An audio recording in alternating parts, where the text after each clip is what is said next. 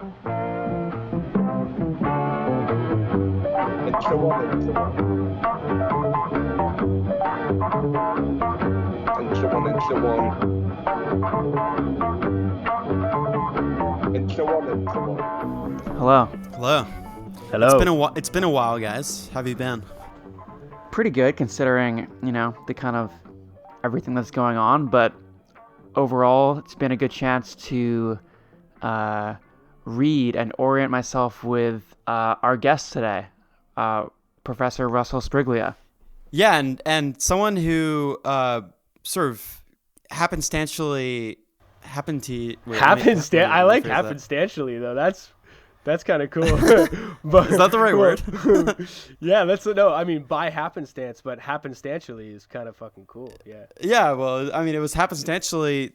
He just reached out and told us to sort of keep it up with the podcast, which I think we all found kind of heartening. And his first book is called Everything You Want to Know About Literature, but We're Afraid to Ask Žižek. And one he just came out with right before the COVID crisis happened in February, I think, called Subject Lessons, which is the subject of our conversation today. And Subject Lessons is a book of, I think, 15 or so contributors, with all the heavy hitters in there. You've got Žižek, Mladen Dolar, Alenka Zupancic, Todd McGowan, some really great essays that we had the chance to read before our discussion, and sort of use that as a launching pad to talk to Russell about things like subjectivity, historicism, object-oriented ontology. So it was a really nice conversation. And I don't know, guys, is there anything that you want to sort of remark upon before we launch into the discussion itself? I think that suffices. Yeah, I think that does the trick. I mean, I think the main thing that we wanted to explore was how the subject plays into a reformulation of materialism. And each contributor in that book, it's divided between one half. The first half is sort of through the lens of Hegel, and the second half is through Lacan. I think we get great material on what how the subject is important when we reformulate materialism moving forward. And it's obvious that there's something going on. When you read this book, you're like, there's an intellectual there's a movement that's going on, and obviously the concept of the subject is right there. It's crucial to it. And for anyone who's just kind of coming to Žižek or looking to learn more about his kind of general ontology, this is, I think, maybe the best formulation of where this philosophical movement, the Ljubljana School, as it's been referred to, is at right now, and definitely helped clarify things for me. Yeah, that's right. Yeah, it's interesting to see this sort of like, it's easy when you to sort of think that it's just Žižek. You see the way that these ideas are generally portrayed and disseminated on the internet. It tends to be just through Žižek, but there's actually a whole school of thinking here, with thinkers who have different sort of inflections of the main ideas. You got people thinking through different aspects of materialism and the subject and so forth. So it's really great to visit this book and to see this sort of movement in action. It's really exciting. Totally. And I think we got that with Russell. Okay, guys. So let's give the tape roll and talk to you later. Roll that tape. Talk later. Oh, and we keep trying to remember to remind everyone to go to our Patreon and subscribe to our Patreon exclusive episodes at patreon.com/Žižek and so on.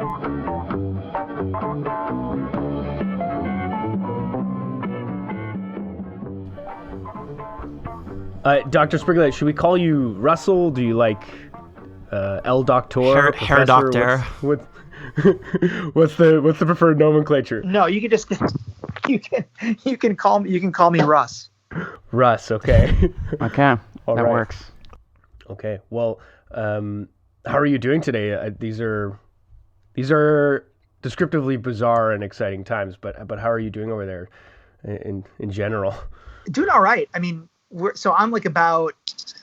I'm just outside. I'm in North Jersey. We're just outside New York. Although like half of the people who live in our town work. Like my fiance works in the city, and so it was scary at first, but I mean things are starting to level out now. But so we're okay. But it's still every time we go to the grocery store, it's an adventure. But Yeah, you guys are in all different places, right? Like, so what's it like? I have a friend in Vienna. What's it like in Germany?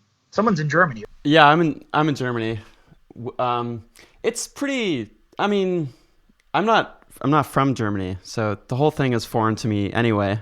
But it's. I think we got off, or at least I think we got off quite a bit easier than a lot of other places. And it feels pretty. I mean, things are getting back to normal here, so it's fine. And we're in Toronto. Me and Jake are in Toronto, and we're still, most places are broadly closed, and it's this kind of gray area between people being kind of over the situation, but also wanting to simultaneously, make sure that we don't have to keep the situation going much longer. Are you guys from Toronto or from Canada? All from Canada, yeah. Okay. Yeah. I'm from Buffalo, which is so I used to go to Toronto 4 times a year. Oh yeah, I love Toronto. Yeah. good city. Well, we used to also, Buffalo is sort of like, do you want to go to the States for 8 hours? Do you want to go to a museum and do a little shopping? And that Buffalo is sort of that for us too. But so we usually like to start each episode by asking our guests how they come across Žižek's work originally. And I think also that question we usually want to stem it into a question about how Žižek's work informs your own, and how what work that you're doing currently. Is that a good place to start? Yeah, that's great. Excellent. Okay, so I had a PhD seminar my first semester at the University of Rochester, titled Aesthetics and Ethics, which was a philosophy, and this is in an English department, which was a philosophy and critical theory course taught by the professor who would become my main advisor and dissertation director, John Michael. And John assigned, I think it was the first 100 pages or so of the parallax view. This was in the fall of 2006. I'm pretty sure that this was my first real exposure to Žižek's work, which is kind of hard to believe in retrospect, because before coming to Rochester, I did my master's degree at University of Buffalo. And this was when Joan Kupchak was still there. She's now at Brown. And if some of the listeners don't know who Joan is, she's probably the most important American Lacanian. In fact, I think Slavoj somewhere said that she's the American Lacanian. So anyway, Joan is an extremely influential Lacanian and an old friend of Slavoj's, who played a significant role, I think, in helping to introduce him to the American academic scene. And even though she was there in the English department, she's at Brown. She's not in English. She's in media or something like that. And my degrees are in English. And even though she was running the Center for the Study of Psychoanalysis and Culture, which still exists at Buffalo, and she was editing this sadly now defunct Lacanian journal, Umbra, which I think there's some efforts to resuscitate it in a somewhat different form. I hadn't really been properly introduced to psychoanalysis, so I didn't end up taking any courses with her. And another funny thing is that she often used to bring Slavoj to Buffalo for talks. One of which, after I knew who he was and I was in Rochester, I went to Buffalo to go and see. But I honestly can't remember having been introduced to him or having heard of him when I was there, which again is shocking. So I think reading him for that seminar at Rochester was my first real exposure to him. It was kind of a failed encounter because honestly, I didn't really get much of it. Not that I didn't like it. I thought it was brilliant. I actually ended up buying a copy of it, The Parallax View, from Barnes and Noble, right after we read it for class. But I didn't have any, or at least enough, of the reference points that I needed to understand it. So that was in 2006. And then the sort of second encounter, which was the one that stuck, was this was the summer of 2009, I think. I was at the School for Criticism and Theory at Cornell, which is a 6-week school that they run every summer, and they bring in a number of big-name theorists giving seminars. And they just happened to be showing the Astra Taylor film, Examined Life, one night somewhere on campus. And you might already know this. It's a film that features, I think, like 8 or 9 philosophers, and they each talk for, I think, like 10 minutes or so about a particular concept or idea. So you have Michael Hart talking about revolution. I think it was revolution. You have Kwame Anthony Appiah talking about cosmopolitanism.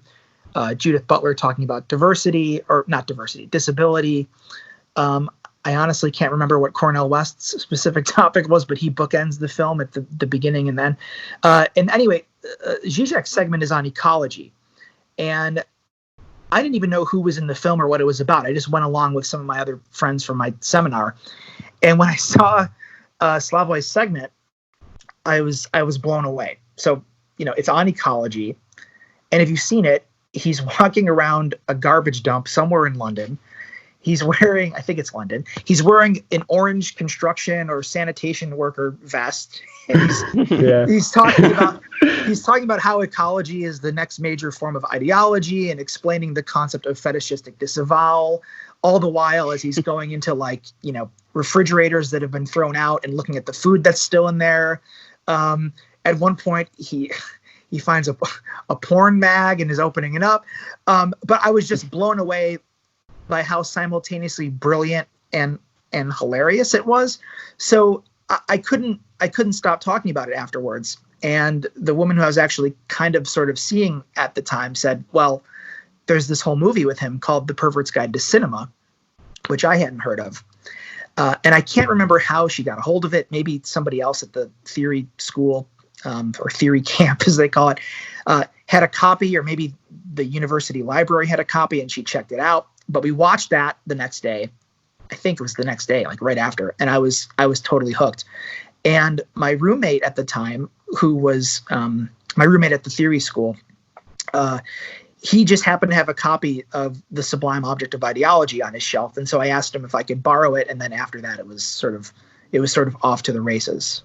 Well, it's funny that you start with in 2006 not knowing some of the reference points in Parallax View, but in 2020 you're writing co-editing a book with the guy. So it feels like from 2006 that was a busy 14 years of versing yourself with the reference points, because the book that we're talking about and some of which we read for today's episode is titled Subject Lessons, and this came out in February, right, of 2020.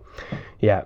And I think that book is definitely where our conversation is going to gather today, especially around what that book puts forward as a new formulation of materialism. And I think, Peter, you had a question that you wanted to ask about where that begins with that book. Yeah. So thank you very much for sending it to us. It's quite a interesting and succinct formulation of this particular perspective. But my first question was just about kind of situating the argument, and it begins with a kind of conversation with and against new forms of materialism, object-oriented ontology, and new materialism. And we were just wondering if you could just explain these basic perspectives, your perception of them. Okay, so in our, that is mine and Slavoj's introduction to the book, although this is true of some other chapters in it as well, I think we kind of conflate object-oriented ontology and new materialism, as well as some of these other neo-vitalisms, is a term that we use to refer to them throughout the introduction, like actor network theory and speculative realism, the latter of which object-oriented ontology is actually an offshoot of. We group them all together, I think both fairly and justifiably, but also perhaps somewhat unfairly in other regards, because there are certainly distinctions to be made among them, and I'll try to gesture towards some of those. And there's actually been some good work done on enumerating the differences. One example of which is provided by the founder of object-oriented ontology himself, Graham Harman, who told me, by the way, that he's already written a 50-plus page response to or critique of subject lessons. I have no idea when or where it's going to appear, but I know it's coming at some point.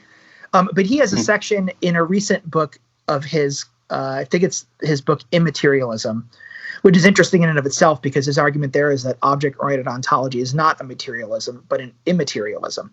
But there's a section in that book where he compares and contrasts. He gives a list, actually, of some of the main tenets of object-oriented ontology, and then a list of some of the main tenets of new materialism and how they differ. So there are definitely differences between and distinctions to be drawn among them. But we start from the point where they all, I think, there's something that they all undoubtedly share. What functions as their common denominator, we might put it, is a commitment to a flat ontology, which is a term that they take from Manuel Delanda. Although sometimes, following Bruno Latour, they term it a horizontal ontology or horizontology. And the main goal of flat ontology, as its name suggests, is to flatten or to level the ontological field. And the way to do that, according to these various forms of neo-vitalism, is to decenter. That's a term that they like to use. Although we might say humble. It might be more accurate in certain versions of this. To decenter the subject and to place it on the same exact ontological plane as all other objects, as opposed to how we typically view things hierarchically with, say, I don't know, like a seemingly inanimate object, like a ball of wax, somewhere down toward the bottom of the scale, followed by plant life, and then various insects and animals, and then humans at the top. And in effect, so then the aim is to make the subject another object among many other objects. And this is what another object-oriented ontologist, Levi Bryant, calls a democracy of objects, or he also refers to as an ontological egalitarianism at one point. So all of these various approaches are aimed at undoing or deconstructing the binary, even though they're distinguishing their position from that of deconstruction. Undoing or deconstructing the binary or dualism between subject and object, or mind and matter, animate and inanimate, in order to argue that objects are just as much actants, and that's another term that they get from Latour, as human beings are, albeit in different ways. So matter is vibrant, as the sort of the person who spearheads the new materialist movement, Jane Bennett, puts it. We need to step outside of our anthropocentric worldview, according to which Harman puts this in another recent book of his. I think it's the one that's actually termed or titled Object-Oriented Ontology. Humans unjustly take up 50% of all ontology. Like there's humans and then everything else is just lumped under. And he thinks that that's entirely not only inaccurate, but hubristic. Like what have we done to earn 50% of this? And so attend to the capacity of things to not only exert an agency of their own, but in so doing to also resist human attempts to dominate matter, nature, to assert mastery over it, and et cetera, et cetera. So I think that's the sort of starting point where that we take it. But to be a little bit more fair, I guess, or to actually delve into this a little bit more specifically, the problem another problem that they share is that the problem of modern philosophy itself. And here I think we might draw some clearer distinctions between them. So let's take new materialism. So for the new materialists, the problem begins with Descartes, who identifies the cogito, the I think, as ontologically different or other than matter. And that's how the editors of this very influential collection titled New Materialisms by Diana Kuhl and Samantha Frost put it. So they argue that following Descartes, in distinction from matter, which Descartes casts as utterly passive, sort of opaque, inert, modern philosophy portrays human beings, they're rational, self-aware, free, self-moving agents. And this is an ontological dualism. They say that it results in this ethos of subjectivist potency. That's a term of theirs that that I'm pulling out from their introduction to that book, that on both a conceptual and a practical level sort of justifies the domination of nature. And here you can see the eco-critical dimension of this strain of thought, but it also results in this obfuscation of the many ways in which matter, as they would say, is self-constituted or is vibrant or vital in its own right. So they actually claim, Kuhl and Frost there, that the mantra of new materialism, or the new materialisms as they pluralize it, it's not that matter is, but rather, and this is a very Deleuzian note, that matter becomes. So that's like the general new materialist position, that things went downhill or things went wrong with Descartes. Just to jump in briefly for a second, you spend the first few pages of your book sort of outlining how new materialisms and object-oriented ontology are also formed as a kind of response to what you term the historicist approach, and they term it as a kind of reaction, a speculative approach to the kind of dominant historicist approach that has sort of been the status quo of modern philosophies, let's say since the 70s. I wonder if you could kind of outline the sort of origins in like Althusser, Foucault, what you call descriptive formations and networks and matrices, ideological state apparatus. I'm just sort of quoting from your book here. The injunction of Jameson's always historicize, and then the kind of new materialist speculative turn away from that. Right. So that's actually somewhere, and I think we say this in the introduction somewhere, that in some regards, like the people in theoretical circles, like sometimes the people or the theorists who are most worth engaging are the ones that simultaneously seem furthest apart but also closest to you. And so there is a way in which these various forms of neo-vitalism are kind of uncannily close or proximate to the Lacano-Hegelian view. But, and one of the things that they share is the critique of historicism or of cultural materialism. And Slavoj says this a lot. Like, he uses the example of Foucault and episteme, like where you can't say what something is outside of the particular discursive, like historical formation in which it was, like from which it either originated or in which we are currently situated. Although the presentism is often, an account of presentism is often absent from historicism. But and Slavoj has been critiquing this since really the very beginning of his career. There's a critique of historicism in Sublime Object of Ideology, a more specific one in Enjoy Your Symptom.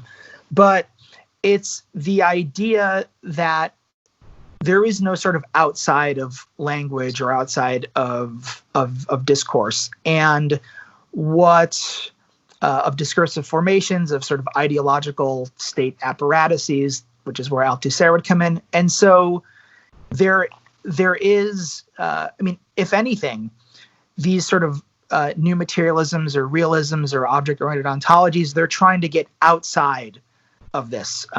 Quintin Meillassoux, who is, I think, is the most important and most significant of these thinkers, and it's a shame that all we have so far, at least in this regard, is his book After Finitude, which is really just a prolegomena to a much larger book that he's been working on for ages and has apparently thousands of pages on. Right. Žižek mentioned this book to us, actually. Right. Yeah. It's, I don't know if or when it'll see the light of day, but he's been plugging away at it for forever. But he says, we need to get, we can access the great outdoors, which for him is this problem of correlationism, the sort of subject-object binary. But I think for object-oriented ontologists and for new materialists, like, I think they say this in the introduction to Kuhl and Frost, the introduction to new materialisms, that yes, like there was a lot of work that needed to be done by bicultural materialism or discursive materialism, but we've reached a sort of limit point, and now we need to sort of step outside of that. But it's a different approach from the Lacanian approach, which is that, well, the one thing that historicism can't take into account, well, aside from its own sort of position of enunciation, which often isn't taken into account, that might be a structural problem if it's whether or not it's possible to take one's own position into account or to think outside of that. But the problem is that it totally obfuscates or rejects this idea of the real as a sort of eruption that it may come out or make its manifest itself in different ways or through different forms in different epochs or eras, but that's a universality, or that's a universal problem or a universal antagonism that historicism can't name. But this is not the approach that, or not the main qualm that a lot of these materialists, these sort of like vitalist materialisms and realisms take with cultural materialism. But we end up arguing that they nonetheless sort of share with cultural materialism this idea of the death of the subject. Mm-hmm. That's what kind of unites them, is that as much as they want to distinguish themselves from whether it's like a Foucauldian approach or Althusserian or Derridian approach, that the project of placing the subject sort of under erasure is it's there, just in a different form. And I think we even cite in a footnote the Marxist thinker Terry Eagleton says this at some point in his book Materialism, that new materialism is kind of like post-structuralism or deconstruction in different clothing in a way. I think that's an overstatement, but I think that it's a salient point. So in any case, these all seem to be a response to what I believe Zizek has called the postmodern deadlock, and what you refer to as a kind of Lacanian, Hegelian school. Otherwise, I think I saw it referred to as the Ljubljana School, as also a response to this deadlock, while also being kind of contrary to these new materialisms. Could you maybe formulate what the Ljubljana School counters and promotes as their kind of form of idealist materialism? Right. So, well, the question of idealism is, I might table that for a minute, because okay, yeah, it's kind of complicated. Like whether or not, I mean, Slavoj insists on dialectical materialism, and you can have a debate about whether or not this is idealism or. I think Todd had something to say to us about that topic, actually. I think Todd. Yeah. I think Todd would argue that it's actually an idealism, but that Slavoj is committed to dialectical materialism because of the sort of, it's the one, not the one, but it's a sort of Marxist holdover. I don't know if I agree with that. I think there is something to. I think Todd would actually say that you can jettison materialism altogether and just focus on dialectics, which is interesting. But to the main point about the Ljubljana School, which is really the term for, so there's a constellation of thought and of thinkers. Like the main thinkers here are, and they usually refer to themselves as the Troika, Slavoj, and then Mladen Dolar and Alenka Zupancic, and that forms a sort of main triad of this, Ljubljana School version of. It's usually like version of Lacan, but it's really Lacan and Hegel. In fact, like the whole thrust of that school's project, it maybe more explicitly for Žižek and for Dolar, is Hegelian. I mean, Slavoj says right at the outset of the sublime object of ideology, and even though it's 30 years later, I don't think anything has changed in this regard, that he sees Lacanian psychoanalysis as primarily a means of reactualizing Hegelian dialectics. It's not the other way. It's not the other way around. That, like, if you had to pick between them, Hegel would clearly be the That's his guy. Yeah. It's just like Lacan offers a sort of method of reactualizing Hegel in a way, or finding in Hegel what you can't really find outside of bringing Lacan to it. But the main difference between the Ljubljana School, or more broadly the sort of Lacanian Hegelian approach, is that everything revolves around the understanding, or rather the misunderstanding, of what is meant by the term subject. And I think this is why we decided to title the book Subject Lessons. There very often in a lot of this, it's not just the sort of neo-vitalist materialisms and realisms that we're looking at. This is throughout a number of different philosophical traditions, but it's particularly so the case in a number of these formations that we've been talking about. There's a slippage between subject and human, or subject and human being, or subject and person. And for psychoanalysis and earlier German idealism, subject, the term subject, does not equal human being. On the contrary, actually, subjectivization or subjectivation, the process of becoming a subject or becoming subjectivized, is actually what distinguishes human being from other types of being, which actually, this is why a flat ontology from the psychoanalytic, let's say idealist perspective, it can't be done, because subjectivity is the opening of a dimension, we could say, like, of the inhuman within the human.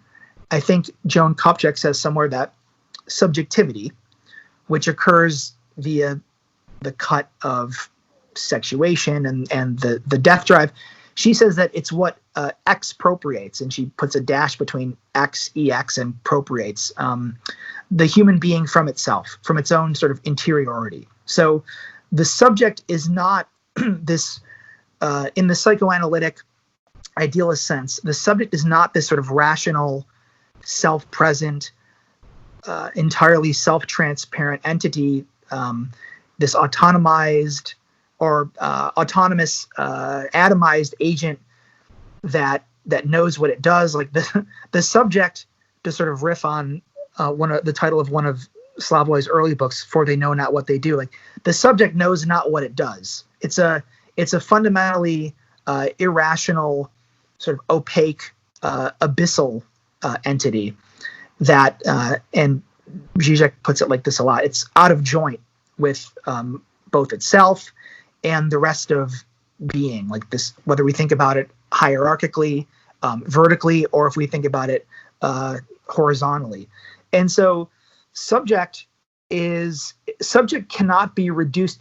Maybe you can reduce human being and place human being on par with other objects. And that's not to say that what I mentioned earlier, the sort of eco-critical or ecological strain of a lot of this vitalist thought isn't laudable, or that we shouldn't follow it. But subject does not equal human being. Subject is actually a sort of rift in being that kind of that's in excess of being itself, and that actually sort of has a structuring function that renders sort of being itself sort of out of joint and fundamentally sort of unflattenable. So, like, if you think about this in terms of Lacanian topology, I think, like, you can't. It's like having a Mobius strip. Like, you can't flatten that out. It's sort of it looks like it's two separate sides and that you can straighten it, but you can't. There's a sort of knot or a sort of torsion in that actual band that causes it to be sort of out of sync with itself. So I think these are like various ways of trying to think about the role that the subject plays with respect to other entities, but also with respect to like just being itself, like the sort of big ontological stakes or big ontological questions. So it's obvious from each contributor to subject lessons, regardless of the discipline that they're speaking from, is that the subject and the problem of the subject, this sort of disjointed new subject or revitalization of subjectivity, is crucial to an understanding of materialism that is being forwarded by that book, regardless of the contributor. And I wonder before. Maybe we could go back to how this understanding of the subject sort of begins with Kant and his distinction of a subject who's split between the transcendental I versus the subject that thinks. That there's this sort of disjointedness that begins with Kant that I think allows for the contributors of this book, Žižek in particular, to rethink subjectivity in terms of this disjointedness and move through Hegel and Lacan. So I'm just curious about how this new materialism really does, or I shouldn't say new materialism, but how the materialism of subject lessons takes up the concept of the subject as being central to its distinguishing movement from other materialisms and flat ontologies and etc. Right. Okay. So I think to go back to Descartes, right? And this is why I think you have to start with Kant and the German idealists. So Descartes doesn't posit or doesn't recognize any distinction or any gap between the cogito, the I think, and the res cogitans, which is the thinking thing or the thing which thinks. Like for Descartes, these two are self-transparent, and there's no sort of gap. And so in that regard, and that leads to a sense of sort of mastery on the part of the subject. Like the subject, through in the meditations, like this is one of the reasons why Descartes can refute the theory that he posits of the evil genius. Although, of course, then like everything in turn has to depend upon God, upon a perfect being who like sort of implants or sort of like stamps in human beings like a forget which particular meditation this is, but almost like a painter who signs his or her work. There's a sort of handprint of God there. But anyway, Descartes presumes that the I think renders sort of self-present the thing that thinks. And Kant, and this is from Critique of Pure Reason, reveals that these two entities, the I think and the thing that thinks, they never coincide or overlap. That's impossible, and that's a Kantian antinomy, the sort of antagonism. Žižek would call this a parallax gap. And so for Kant, the I of transcendental apperception in his sort of idealist nomenclature, and the thing that thinks, he says, like the I or the it, the I, the he, or the it that thinks, those are forever incommensurable. He says like the I can only ever be this sort of an emptiness, and he designates this with an X. And so that's the first step away from, or the first step of problematizing Descartes. And then Hegel will come along and say that, okay, but Kant was onto something. In fact, it wasn't just onto something. Kant located the problem. He pinpointed the problem precisely. But what he failed to do, and this is where Žižek often says, he says Hegel is not, even though he's constantly excoriating Kant, it's not because he's anti-Kant. Kantian, and this formulation comes up in a number of Slavoj's books, that Hegel is more Kantian than Kant himself, or he says at one other point, I think it's in Tarrying with the Negative, that Hegel is consequently the most consequent of Kantians, because Kant was basically already there, had already discovered the problem, but what he did was he didn't do this sort of dialectical reflexive reversal, where this sort of gap that forever separates the subject, like in the phenomenal realm, from the sort of its sort of noumenal transcendental support or underlying, like that is the subject itself. Like that gap is subject. And this is why, against the sort of and Žižek talks about this quite a bit in some of his earlier books, like against the deconstructive view, where you keep pointing out that well, the subject is never self-present, is never identical with itself, and therefore the subject should be erased. Or the Lacanian point that Slavoj is trying to make is like, well, the Lacanian and Hegelian point is that no, that is the subject. Like there's no unraveling there, or it's not like you had something to begin with that was unraveled. The subject is this sort of nothing to begin with. I was just going to add that the subject is also structurally incomplete, as is the ontological structure of reality itself, correct?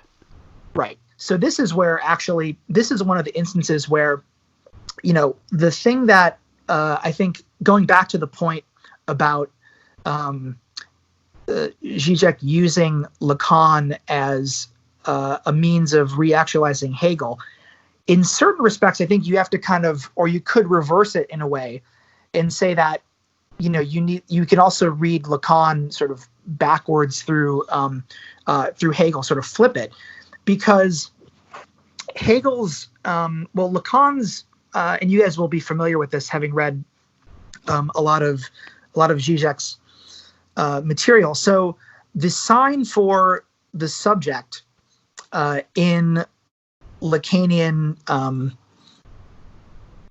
symbology, or like these are mathemes, is Lacan comes up with this. It's an S with a slash through it, and this is his sign for the barred, what he calls the barred subject.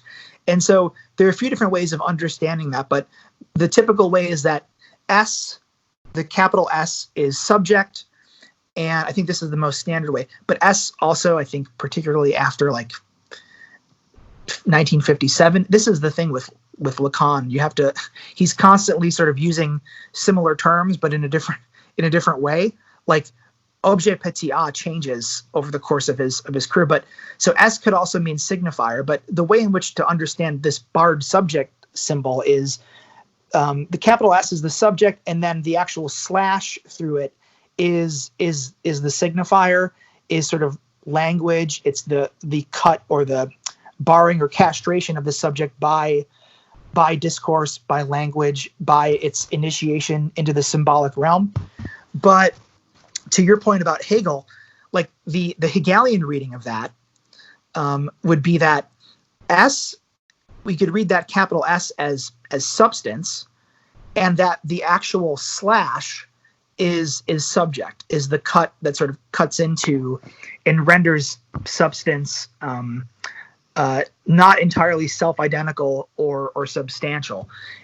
This is like a sort of play on or a reading of a line from the preface to the Phenomenology of Spirit, which I know comes up at least once or twice in our introduction to subject lessons, but I know that Slavoj quotes it in his standalone chapter, which is on Kant and Hegel. I think Adrian Johnston might mention it. I think Mladen Dolar mentions it. But this quote from the preface to the Phenomenology, that everything turns on grasping and expressing the true, not only as substance, but equally as subject. And that's like a sort of condensed version of that, like not only as substance, but also subject, has been like either chapter or like sub-chapter title for a number of sections in Žižek's books. But it's a way of articulating that the subject is not this sort of like mega agent or mega actant that ultimately can master or swallow up all of reality, but is the crack in reality itself, like that which renders reality being sort of ontologically incomplete. And so that's another sort of overlap in certain ways with like new materialism and object-oriented ontology. So the mantra of new materialism, matter becomes, as opposed to matter is very close to Zizek's point that matter is, reality is ontologically incomplete.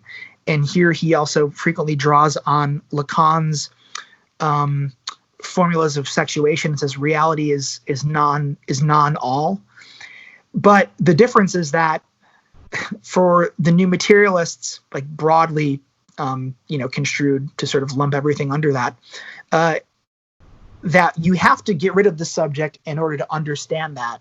And for Žižek and for the sort of Hegelian, Lacanian view in general, no, like you need the subject in order to understand that, in order to understand reality's incompleteness. It's sort of perpetual state of becoming, because the cut or the crack, the rift that is the subject is responsible for that ontological incompleteness. Right. So this is what you phrase in the book as the necessity of retaining the category of the subject, and I think, and you add a robust theory of subjectivity more generally, and at some point it's called transcendental materialism, which in a certain way almost seems like a contradiction in terms. But I wonder if you could sort of thread what you were just saying through that lens of the transcendental materialism. Right. Okay. So transcendental materialism, that term comes from Adrian Johnston, who is a contributor to the book and who's actually along with Slavoj and with Todd McGowan, is one of the co-editors of the book series at Northwestern University Press, Diaresis, in which Subject Lessons appears. And even though he has sort of theorized that in a far more, I don't know if systematic is the right word, but a far more sort of complete way in his more recent work, it sort of dates back to his book, which I think is still, I would say that it's still the best book on Žižek, like in general, even though it's more specifically about Žižek's ontology. I mean, it's titled Žižek's Ontology. But this is where he sort of introduces the idea of transcendental materialism. And I've talked with Slavoj about this. He does not agree with the term or embrace the term transcendental materialism. He insists on dialectical materialism. And in fact, like at one point I asked him and he said, he was like, well, tell me what's transcendental about it? Like what? And the way I interpret it, and maybe, again, I don't think Slavoj probably wouldn't agree with this. I don't necessarily use it in the precise sense that Adrian uses it, but I understand it in a way of thinking transcendence in a sense of it kind of inverts the typical view of the relation between the ideal and the material. So, I mean, going all the way back to Plato, but of course you see it in Kant as well. Like the ideal is something that pre-exists the material. So like the ideal, I mean, it's the ideal, like that's the sort of perfect whole. And then material reality is this sort of weak facsimile of it. And so for Plato, right, you have the ideal forms, like you have the ideal form of a table, and then you have the actual material table, which is not, it can't live up to the form. And then for Kant, Kant tries to sort of solve this problem of what we have access to, or the problem of 18th century epistemology. He's responding mostly to the British empiricists and skeptics like Hume and even Bishop Berkeley to a certain degree. Like Kant says, no, we do have knowledge, but we only have knowledge of the sensuous or of the phenomenal. Like any knowledge of the Ding an sich, the thing in itself, like we can't have, because that's beyond human understanding or human perception. But what I think happens with a version of like transcendental materialism, and you see this in a number of, even though he won't use the term or embrace it, I don't think he has to, but you see, I think, Žižek making this argument in a number of ways, that through a number of different examples, that it's not that the ideal precedes the material. It's actually like the ideal is generated. It's vice versa. You have the material, and then the ideal is generated from that. And it's only retroactively the case that you think that the material precedes it. So, so like a good example of that would be, and this is kind of my take on the Melville novel Moby Dick in my chapter for subject lessons. Yeah.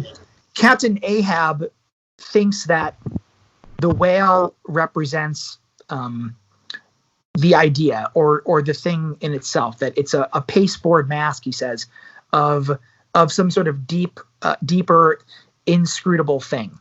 And, he says you can only access it by striking through the mask, which is simultaneously Kantian in that he is positing a gap between phenomena and noumena, but it's also anti-Kantian insofar as, like, for Kant, this is what he terms fanaticism. You cannot access, or what he says, like, have sort of a premonition of the super or supra-sensible.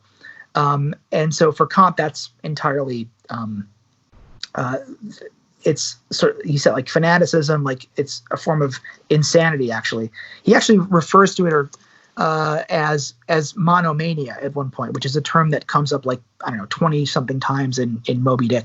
But it's actually, and this is where Hegel meets Lacan. It's not the case that the ideal that Moby Dick is representing sort of precedes him. It's actually Ahab's act of Lacan would call this sublimation, of elevating the object to the dignity of the thing, das Ding, that actually posits the ideal or the transcendental, that which exists beyond the material realm. So I think that insofar as it sort of inverts the relationship between ideal and material, where, like, the ideal is actually immanent to the material itself, as opposed to the material as an afterthought that is sort of like a leftover of the ideal or a bad copy of it. That's how I tend to use transcendental materialism. But again, I think this is something that it's different from what Adrian Johnston would mean, and I think Slavoj would insist upon using dialectical materialism to categorize this. It seems like there's a bit of a difference between what you're saying and what the point that Milan Dolar was making in his piece, that it seemed like he was saying something more along the lines of the material is actually an implication of the idea, that the material world exists as in itself an idea, which seems different than what you're saying. Am I off the mark there? Well, it's definitely phrased differently. I don't think we're saying different things, but I think, like, he's questioning there. You're right that this is what he says, but I think he's questioning the, and this might get to your larger point about, or your larger question about this sort of idealist materialism. I think Mladen says, Hegel's point is that it takes quite an imaginative leap to say that something is matter, and that matter itself is an idea. Right, because aside from that, you have the incredible multiplicity of existence. You have tables and chairs and rocks and everything, and then it's then a leap to say all this is the same. It's matter. Right. All this is matter. And I think actually Todd makes a similar point in his chapter as well. But I think that the way, and this might be why Slavoj insists upon dialectics, is that the move from Kant to Hegel is that this gap between the gap between phenomena and noumena that Kant posits, like he would argue that, and I think he's right, that in bracketing off the noumenal from the phenomenal as something that we can't access, Kant sort of positivizes the noumenal or the ideal, and that it actually is a substance that is different from the material, but that we can't access, but that it actually exists. So that's what I think he means by what Žižek means by saying that Kant sort of positivizes this. Hegel's point is that, like, literally the gap between the two, and this goes back to what we were talking about earlier with the subject as gap, the gap between the two, the sort of negative presentation, he would say, of the thing in the phenomenal realm, like that is the noumenal. Kant or Hegel says this specifically about the sublime in his lectures on aesthetics. The sublime, it's not that like the sublime object or the thing has this positive existence in the realm of ideas. He says that only through its actual materialization, or only through becoming, and this is a sort of another famous line from the phenomenology, that spirit is a bone. It's only by becoming that sort of object or its representation does the ideal have any sort of being or ontology whatsoever. And so the question about like idealism versus materialism, not that it's irrelevant, but to think of that as a dualism is kind of itself something that I think Hegel is trying to challenge. So I don't know if that elaborates on what you're saying, but yeah. Yes.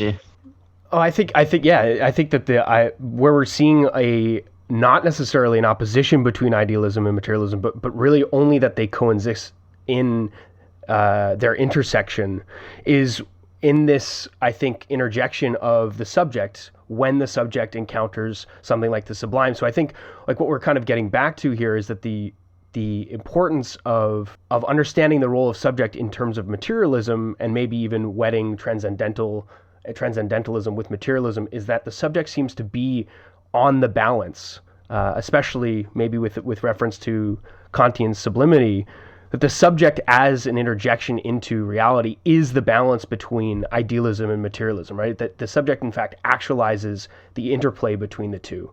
So that they're not so much opposed to one another, but that the subject's intervention, so that the problem of the subject is that the subject sort of stands at the site of the intersection between idealism and materialism. I think that's right. I think that's right. I would push it even a little bit farther and say that the subject doesn't just stand at the site. The subject sort of is itself that site. Yeah, exactly. Yeah. The site of nothingness, perhaps. Yeah, I mean, The subject is a nothingness, an abyss, a gap. I mean, Hegel famously refers to this as the night of the world. And he says, like, you sort of, when the subject, this comes from his sort of like earlier, the lectures that actually would inform the phenomenology of spirit. But he says in his lecture notes that that pure self, subject, is this night of the world, what he'll later in the phenomenology refer to as tarrying with the negative. And it's only through this sort of like self-mediation, this sort of self-withdrawal, that subject emerges, but that subject also emerges as a cut, a gap in substance itself. So that it's not that you have, again, it's sort of calling into question this idea of a dualism between the two, which is why the typical response, and I've seen this online since just in Facebook theory groups responses to subject lessons, where like somebody said, who is a partisan of, I'm not going to name names, but somebody who's a partisan of sort of like the Spinozian, Deleuzian vitalism. We are all for naming names on this podcast, so go for it. Yeah. Well, he was like, this person was like, I'm so tired of the dualisms was the point. And but that fundamentally misses the point of what we're trying to argue about Hegel and Lacan. And actually, this is why I think the most interesting chapter in this regard, that people who might be listening to this or who might come to this from a more sort of Deleuzian or Spinozian orientation would be Alenka Zupančić's chapter, which is on death drive in Lacan and Deleuze. And it's not that Hegel or Lacan is positing a dualism. It's actually like the one itself is one. Alenka would say like the one itself is sort of one less. There's a cut in the one, and this is why I think the Mobius strip is also helpful here as well, because these are not two separate entities, but one is the other side of the other, like in the sense of like, or like envers, like the other side of psychoanalysis, Lacan's seminar 17. So yeah, I lost my train of thought there for a second. We have many more questions to grill you with. Okay. Well, I think that I feel like a lot of people who have just kind of arrived at Žižek through certain specific contexts aren't really familiar with this type of dynamic of pointing to subjectivity in that way. But we also had a question in regards to the notion of a short circuit reading, where I think you in a sense referenced it when you brought up your essay on Melville, but it's what Žižek generally does quite often. He reading texts through other texts and kind of coming at them from alternate angles to understand them in different ways. But we were just wondering how you would view the short circuit approach, and if you viewed it as a kind of philosophical perspective or a kind of explanative tool. Yeah, that's an interesting question. So I think one of the things that the sort of short circuit approach, and like famously, initially, this was a series that was edited primarily by Slavoj, but now it's edited by the full troika. So it's Slavoj, Mladen, and Alenka, the short circuit series at MIT, which is actually where I'm working. This Melville chapter is in subject lessons as part of a bigger book on Melville that hopefully will be in the short circuits series. We'll see when I finish it, which Excellent. Seems to be taking me forever. But you're right. Like in the actual series forward, I think Slavoj says something about like it's to read a major classic text or an author or film or something, and he says to read it through the lens of a minor author or a minor sort of conceptual apparatus, and he means like he says like not in he understands that actually in talking about Deleuze and Lacan. He says he means minor in the sense of Deleuze's sense, like minor literature, like not lesser, right, but something that's marginalized or sort of has a lower status, like high culture versus low culture. And I think that one of the things, with regard to your point about if it's a sort of philosophical approach, I think that one of the things about the short circuit, and the short circuit approach or a short circuit reading, and this is actually what attracted me to Žižek's work in the first place, is that it's not that it would be going too far to say that it simply erases disciplinary boundaries, but that it's not afraid to think about the ways in which these various types of discourse, like philosophy, psychoanalysis, literature, cinema, are sort of imbricated or overlap or inform the other. So like you can't talk about psychoanalysis without talking about literature. I mean, the Oedipus complex comes from literature. Freud's father passes away, and I think it's within a few months, maybe less of that, he happens to go and see a production of Oedipus Rex, and then like all of a sudden, like a light bulb goes off, and that helps him to formulate his theory of infantile sexuality around the Oedipus complex. A lot of Lacan's major seminars, especially some of the really important ones in like the first third of his career, although later, I mean, seminar, I think it's 23, that's on Seton, which is on Joyce. I mean, a lot of these psychoanalytic concepts and ideas are sort of inseparable from literature. So in order to illustrate the ethics of psychoanalysis in Seminar 7, Lacan turns to Antigone. Although it's funny because I was just having a discussion with Todd McGowan the other day about how he thinks that Antigone is the wrong text to illustrate this. But even before that, Seminar 6 is this long reading. Seminar 6, Desire and Its Interpretation, is a long reading of Hamlet. And that actually is one of the main ways in which he first articulates the concept of objet A, objet petit a, object small a, the object cause of desire. And so I think that in a way, you can't talk about literature, and I mean, in a certain sense, like you can't talk about philosophy without literature either. I mean, I'm sure this has been done, but one can just as easily imagine staging Plato's dialogues with Socrates as dramas.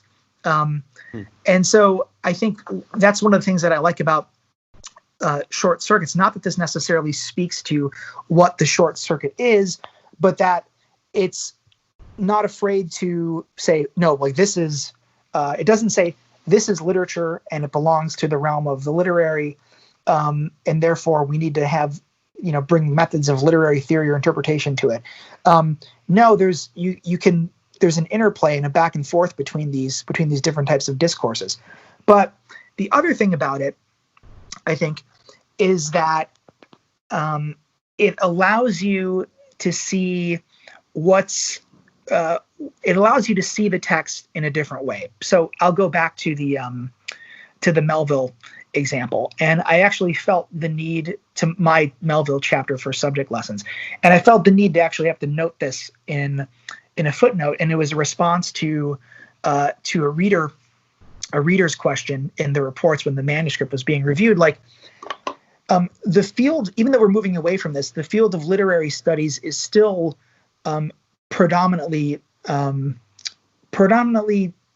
say, historicist in outlook or in approach, even sort of indirectly or unexplicitly so. And so a historicist's objection to my reading of Moby Dick through Hegel and Lacan would be, okay, you have to go and trace this intellectual trajectory where you go into Melville's letters and or his journal, and you find that Melville had read Hegel. Right. And so he would have had access to, Hegel's, not only his substance, but also his subject, which he wouldn't have. It would have been virtually impossible because, so far as I know, Melville did not read German, and the first English translation of the Phenomenology wasn't until the late 19th, early 20th century. And then you would have to prove in turn that Lacan had read Melville. Right. I don't know if Lacan had read Melville. The only reference to Melville that I could find in Lacan was in this short book. It's not really even a book, it's a collection of the last piece that centers around his last statement.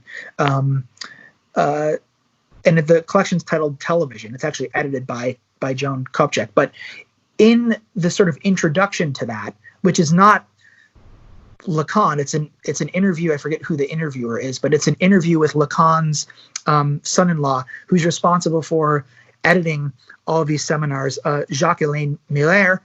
And he says that one of the, if you want a particularly American example of woman as thing, look at Moby Dick, right? So that's the only thing that I could find. And so you're guilty of an anachronism to read, Melville as like standing between Hegel and Lacan. There, you can't directly trace the trajectory or sort of linear path there.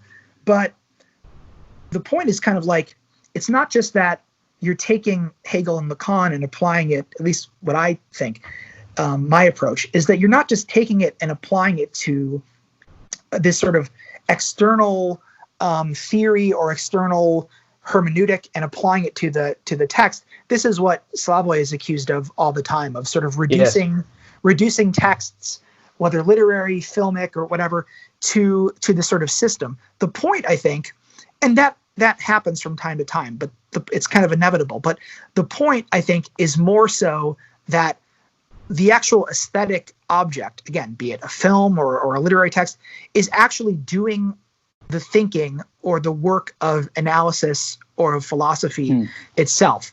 And so it's kind of imminent to the actual literary work. And so it's not like, let me apply this approach to the static literary object. It's that, no, let's attend to the analysis that the aesthetic object is itself doing, or the theory that the aesthetic object is itself sort of proposing, whether it knows it or not.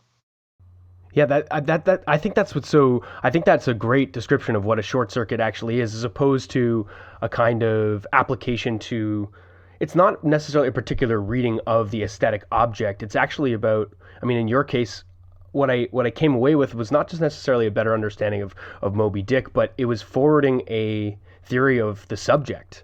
And so I don't think that I feel like what's best about your essay on Moby Dick is that it exemplifies in almost like your what I want to say is the short circuit's like a Hegelian intervention and a way of looking at the aesthetic object and a way of forwarding a theory of the subject that is exemplified by the aesthetic object, but not necessarily static to it or characteristic of a particular reading. So your reading of Moby Dick isn't a Freudian interpretation of the aesthetic object. It's that within it we find a kind of, through a Hegelian intervention, something that's already at work. And I think that only through the mechanism of a short circuit do we see that, do we come across that. And it's not necessarily just about sort of approaching Moby Dick from a framework, from an established literary critique, right? Yeah, well, I appreciate that, because that means I was doing something right, because that's how I was trying to. That's what I was trying to convey. So that you got that is I was talking about this a few weeks ago with Aaron Schuster, who is also in this sort of orbit, and who has a great book in the Short Circuit series on Deleuze and psychoanalysis called The Trouble with Pleasure. And he is finishing up a book that I think is also another book that's going to be in that series that's on Kafka.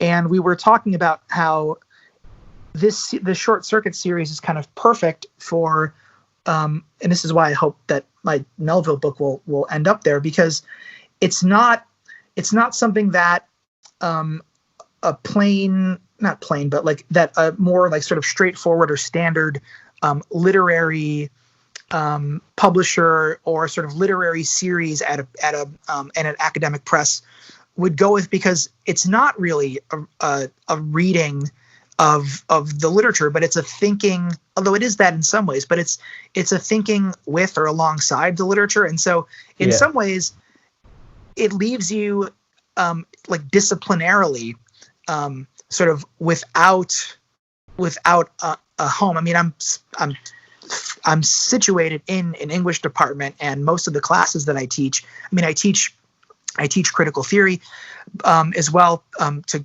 graduate students, but most of the undergraduate classes that I teach are in American literature, 18th and 19th century. So I'm firmly sort of ensconced in an English department and in literature, but my approach to it is kind of transdisciplinary in that I do try to approach things through this sort of short circuit, but this is why I love this series and this sort of constellation of thought and thinkers, because it offers a venue for that type of work. Peter, just before we switch gears, I was going to say it's funny because like I read your essay, and instead of feeling as though I got a better understanding of Moby Dick, I felt like I had a better understanding of Ahab as an example of this subject that activates the difference or the interplay between idealism and materialism, and that the subject, how it relates to objectivity. And I thought, oh shit, we're all Ahab, like that was what I sort of figured at the end of your essay. I was like, in some way Ahab is this example of a Lacano-Hegelian subject, and not like I just sort of was given a reading of Moby Dick per se, It's like instead of interdisciplinary, it seems transdisciplinary. Is that a point is being proved by reference to a text as opposed to just an explanation of that text. And I think that's really, really cool. But I know that Peter wanted to ask a question and shift gears a little bit. Well, it kind of builds off of what you were just saying in regards to the kind of cross-disciplinary approach, and that like is obviously quite a bit what Žižek is known for. And one of the I mean, I might say one of the main things that he's known for is his Marxist approach, albeit his idiosyncratic Marxist approach. I'm just wondering, we've covered the kind of philosophical and literary angles of the Ljubljana School. I just had a kind of a broad question of what are the political dimensions of the Ljubljana School?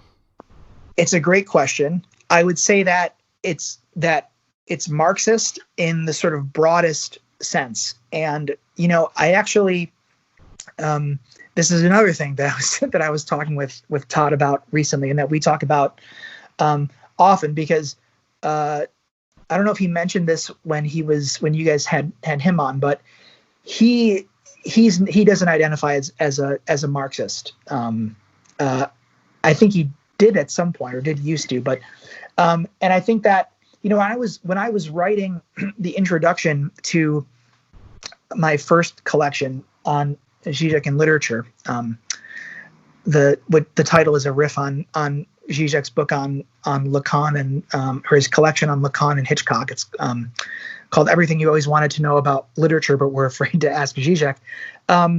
One of a close friend of mine, this was not like the reader report from the press, but I sent it to him, and he gave me really positive feedback on it. But he said, you have a section on Žižek's Hegel and a section on Žižek's Lacan, but there's no section on Žižek's Marx. Like, where is Marx? And my response was, not that you don't need Marx. I mean, I would still identify as a Marxist, but that Marx, I think, is far less important to Žižek's work than is typically thought. There's he's often introduced as Marxist or communist philosopher, and he clearly adopts the mantle of communist thinker. That was just my guess as to why he uses dialectical materialism as a kind of reference to like Lenin and that sort of school of thought. Right. Well, he'll specifically say like, I insist on the signifier communist, because he's like, anyone can be a socialist today. Like Bill Gates is a socialist. And so like that leads to this sort of, and I think that, there was the debate that he did with Jordan Peterson that was a misnomer, because it was happiness, and it was like the main title of it was happiness, and then it was capitalism versus Marxism. And so me and Jake were there actually. It was quite a you were there. Event. Okay, so yeah. I was there. I picked Slavoj up from the airport and brought him. Oh wow, that's right. Funny. You guys were in Toronto. So yeah. So we went. This is like a discussion for another time of what it was like behind the scenes. It was completely absurd. But It'd be great to have a window to that. it was something, I can tell you that. And a really good friend of mine, Matt Flusfader, who's from the Toronto area, and I think did his PhD not at Toronto, but in Toronto, and he is currently a professor at University of Winnipeg. Anyway, he helped to set it up. But the whole thing, yeah. You guys should have him on. He has the best book on Žižek in film. But sounds interesting. We should. Yeah, but he the whole thing that it was like capitalism versus Marxism, and of course like Peterson showed up with his like, I don't know, it's like middle school reading of the Communist Manifesto. Yeah, the reading of the Communist Manifesto that I would give like a B- generously. And then like, that is generous, yeah. Yeah, and then Slavoj went up there and like did, if you follow him, like he didn't say anything new there. It was a condensation of all some of his most critical points. But to get back to the question about like politically, I think that he would say, and I think he says this for the first time in Tearing with the Negative, he says like, after over a century of the Marxist reversal of Hegel, perhaps it's time for a Hegelian reversal of Marx. And I think his point would be that, well, he critiques Marx's utopianism because from a Hegelian perspective, because for Hegel, there's no final abolishment of antagonism. Mm-hmm. This is Žižek's argument, and it's one that most recently has been articulated by Todd McGowan in his book Emancipation After Hegel, that reconciliation, the sort of apogee of the Hegelian dialectical process, is not the elimination of all contradiction, of all antagonism, although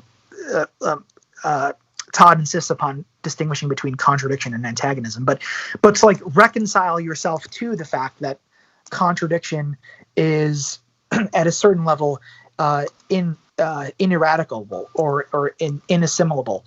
And so I think what to answer your question, like Žižek, Slavoj takes he's going back to and like sort of politicize. I mean, Hegel was a political thinker in philosophy of right and elsewhere, but the most useful political direction that I think he's been taking Hegel of late is in the direction of this Hegelian notion of concrete universality.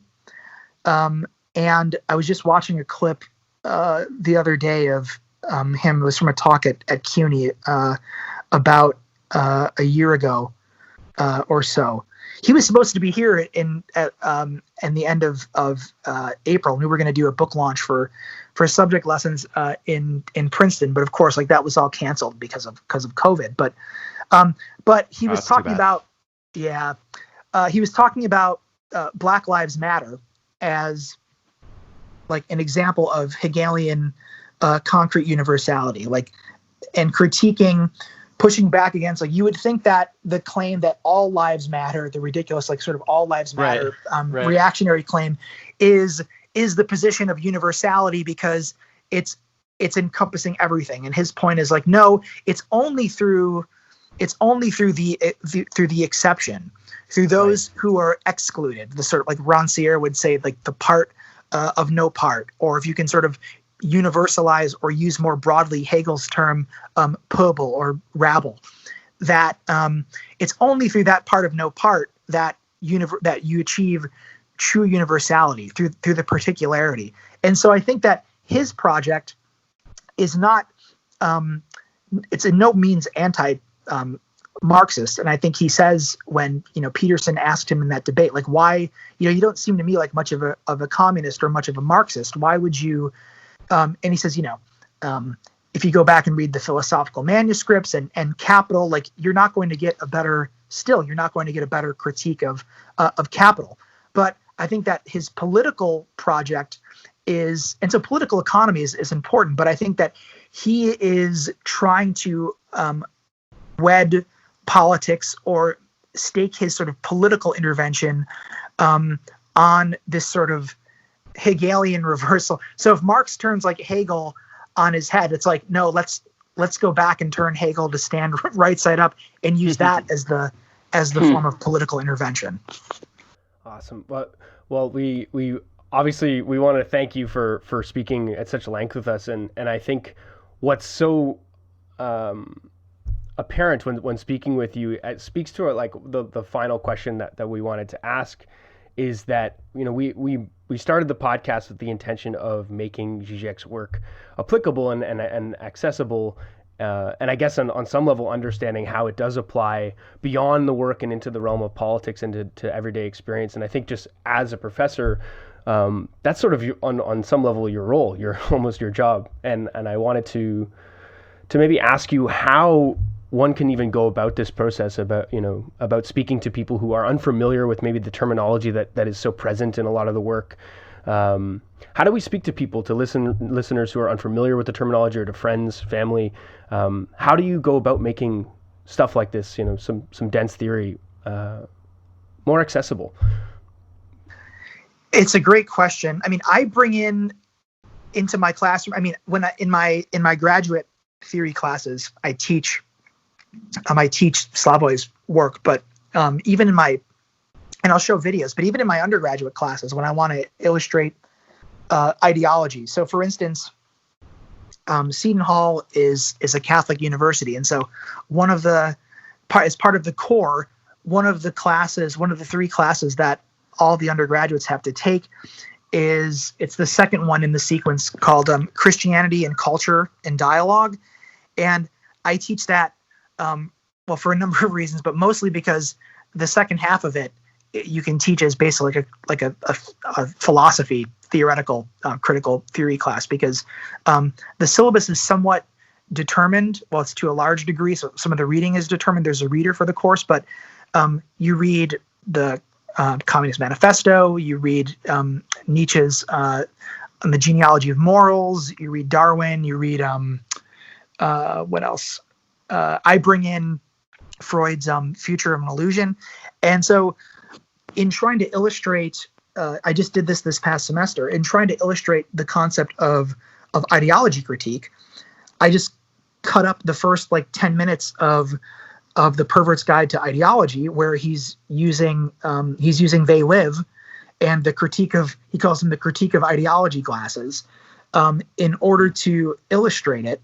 And the students really got it. They find it, and they also find it entertaining. I mean, there's no way to, this is what hooked me in the first place. There's no way to divorce, and this is what causes some people to dismiss Žižek as a serious thinker, but I don't think there's a way to divorce the sort of entertainment value of some of his interventions. I think he's popular for a reason, for a number of reasons.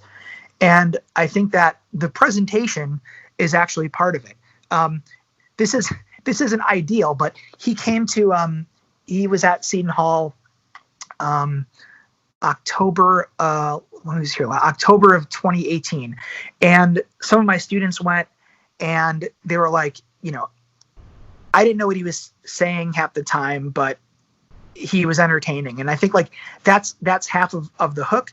And so I would actually start with, rather than saying, giving somebody, I don't know, the ticklish subject, or here's, if you want to know Žižek, here's 1,000 pages, or less than nothing. Less than nothing, right? Yeah, right. I would say send people and show people some of the video clips where he sort of popularizes he's very good at reading a room, or knowing his audience, and sort of making the points that he wants to make without at all sort of dumbing it down, but finding a more accessible sort of terminology for discussing these things. So I think the YouTube clips, I think I've shown when I teach film, and we do or not even when I teach film necessarily, in trying to illustrate, when talking about id, superego, and ego, I'll show the clip from The Pervert's Guide to Cinema, where he reads the three levels of the Bates house as instantiating that. The ground floor where Norman functions that's as a normal everyday person, that's ego. The upstairs where he hears the voice of his mother speaking to him, like that's maternal, like that's super ego. And then the basement where he brings the mother is like the sort of deep dark reservoir of drive and desire, like that's the id. And he even makes the point that when Norman picks her up and carries her and like brings her into the basement, that actually illustrates Freud's point that superego and id are fundamentally connected at some level. I just think that those are great examples because he makes things accessible. And then with regard to like his actual writing, I think that other people have different suggestions about where to start. And this isn't even where I started, but like I said, I got 100 pages of Parallax View and didn't know what to make heads or tails of half of it. But I think one of his early books, Looking Awry, Jacques Lacan Through Popular Culture, I think that book is great because he is specifically writing for, it's an academic book, but he's specifically writing for a broader audience and using these examples from popular culture, film, literature. Like there's a lot of Hitchcock films. He talks about Poe. He talks about Kafka, and making, like, illustrating these Lacanian concepts through aesthetic works that to render them sort of like less, less scary or less opaque and less intimidating and abstruse. Russell, is there anything you want to kind of plug at the end here before we close down? Are you working on anything, or you did cite a book on Melville, obviously in the works. Yeah, the book. Well, I'm trying. I don't know when it'll be finished, but the works. Parenthetically, it's titled. The working title of it is A Gainful Loss, which is a line from Melville, the book that Melville wrote after Moby Dick, the one that really sort of killed his career, Pierre or the Ambiguities, which is an insane book. I recommend that. I would, more than anything I would plug Pierre. Like people should read that book because if for no other reason than to see how insane it is. It actually earned Melville a review that the title of the review is Herman Melville Crazy. So I would plug that. But the subtitle of that book is going to be Melville avec Lacan. So it's specifically, even though it's Lacan, it's specifically like a sort of Hegelian, Lacanian, even Kantian reading, much along the lines of what I do in that chapter in Subject Lessons with Moby Dick. But other than that, I'm just working out. I have a very short piece coming out, and this won't be out for at least a year, but this is maybe something that listeners can look forward to. There's this series at Bloomsbury titled Understanding Philosophy, Understanding Modernism. And the various books in that series, like you replace philosophy and you put in the name of a famous important critical theorist. So there's like Understanding Derrida, Understanding Modernism, Understanding Foucault, Understanding Modernism, etc. There's one on Deleuze, there's one on Adorno. Right. But Zahi Zalua, who just recently published a very good book with Bloomsbury called Žižek on Race, which I recommend people read. He is co-editing, along with Jeffrey DeLeo, a book for that series called Understanding Žižek and Understanding Modernism. And so, again, this won't see the light of day for at least a year, but I've got a piece in there that's on subjectivity, or on the Žižekian subject. But other than that, I'm just plugging away at this Melville book. Right. And we should encourage everyone to check out Subject Lessons because it's a fantastic book as well. Oh, thank you. And I should. So everything you wanted to. Sorry. Oh yeah, you can plug that. Your other book as well. Yeah. Subject Lessons was so weird because it came out literally, I think, a week before everything started shutting down because of COVID. And so, like, if you tried to order the book, it was like it'll be delivered in 6 weeks. So, but it's now like regularly back in stock and ships quickly to places. So yeah, thanks for Thanks for doing the plug that I was too timid. That one's also very recent. Yeah. Yeah. Lots of fantastic contributors to that book, and if you want to get a very coherent and cohesive sort of outline of this topic of subjectivity, it's a great place to go, I think. So, and thanks a lot for talking to us, Russell. It's been fantastic. Oh, thanks so much for having me on, guys. Really appreciate it. Yeah, thanks again. It was really great having you. Talk soon.